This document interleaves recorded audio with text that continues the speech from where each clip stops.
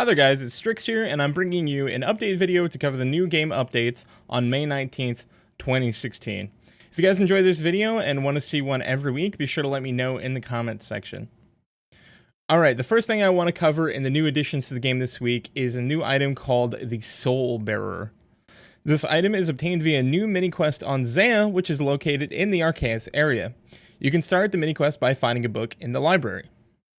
The SoulBearer is used to teleport ensouled heads into your bank at the cost of 1 soul rune and 1 blood rune per head, and can hold a maximum of 1,000 charges. Obviously, people have been asking for this item for a while, and I think it's a great item for every account to have. So get your ass over to Zaya and get one of these. So for those of you who are looking to get the SoulBearer and start this activity, it should be noted that you need to head over to the library in the Arceus part of Zaya, and you will have to search the entire library until you find the book Soul Journey. Now this can take some time. It's fairly random as far as I know. It took me about 20 minutes to find it, but there are 3 levels to the library and a whole lot of bookshelves to search, so it could take you some time. You also want to bring a spade and several super energy potions or stamina potions with you. I'm not taking staminas because I'm an Iron Man and I don't really want to waste, so super energies though, I'm plenty okay with using. After you have acquired the book, you will need to head to Aretha, who's at the Soul Altar, which is the far northeastern corner of Korend. Have fun with that. It'll take you a little bit to get the book and hoof your way on over there. But if you have the fairy ring unlocked, it's pretty easy to get back. I won't spoil the rest of it for you, but that's how you get started. This update will likely lower the price of ensouled heads, since it should be a little bit easier to get these into the market. Ensouled heads are already a really cheap way to train prayer, so check the GE if you're considering on buying a bunch of prayer levels. This item is also going to help everyone who does Slayer. If you're anything like me, you don't want to waste the prayer XP that's just laying there on the ground, and you're probably going to have to make a few trips back and forth to the bank in the middle of your Abyssal Demon task, or maybe your Fire Giant task, to go and bank the heads. Now with the new SoulBearer, you don't have to bother with that. As for my thoughts about the update, I think it was great that it was introduced via a mini-quest on Zaya. I would have been completely okay if they had done a full-out quest for it, but obviously a mini-quest is a lot easier to do than an actual quest.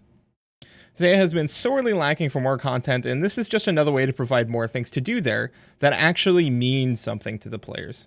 Jagex should definitely consider introducing more content in the future via mini-quests or even full-on quests. The Monkey Madness 2 update and this mini-quest felt very RuneScape in nature and less like some of the private server updates we've received in the past. Overall, I'm very happy with the direction Jagex has been taking recently with their updates. I'm also happy that it's not just another bag to throw items into. Bagscape is already a big joke over on Reddit and on Twitch, so I appreciate that we got a fairly unique way to take care of the ensouled heads. That was a good way to think outside of the box, J-Mods, and hats off to you guys. Now, moving on, here's an update that purists can appreciate, and that's not something we've been able to say for a while. So there are now sand crabs on Zaya. Basically, they act exactly like rock crabs, just they're made of sand. And this is a cool little addition to Zaya, I think. They're found in the Hasidius area on the beach, and it should be noted that you cannot use a cannon to kill these guys.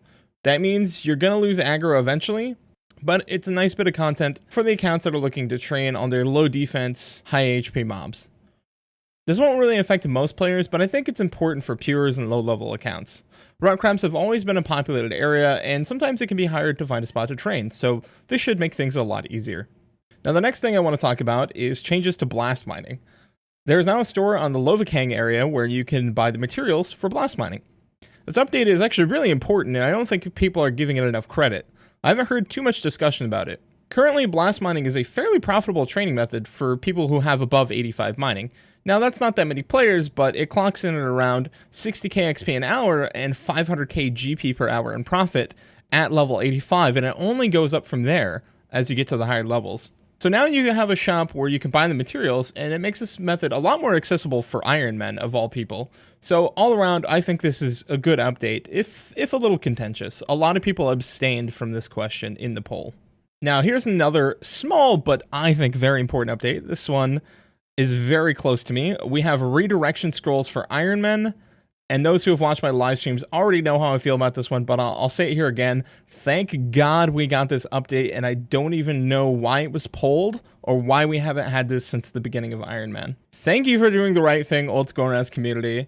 For whatever reason, we didn't get this without a poll, so it had to be polled. So thank you very much for voting yes. We can finally move past this, and all the Iron Men will shut up about it. So this will bring a few new training methods for Iron Man into the game to bring them kind of in line with normal players, make farm runs a little smoother, God Wars Dungeon gets a little bit smoother. There's probably a lot more impact for Ultimate Iron Man than there is for regular Iron Man. I'd recommend asking Lowlander about how much this is going to change things. For Ultimate Iron Man, ask him in his stream. He streams at twitch.tv/Lowlander50. I know he's currently making about 5,000 house tabs as we speak. Another nice little quality of life update was that Potion Share is now available for Sandfew serums. This is very nice for anyone who's doing DKs or Zami duos, and it might even be useful for KBD if you're doing it as mass or group or whatever. I don't really know very many people that group KBD, but if you are, there you go. And the final little update that I want to cover is the fact that the Apatol Necromancy teleport destination has been changed from below the Monkey Temple to the cave on the southern part of the island. This is the cave that many people use for chinning prior to the Monkey Madness 2 update. With the teleport tab update that came out last week, this is actually fairly useful for accessing this chinning location if you don't have access to the Monkey Madness 2 area.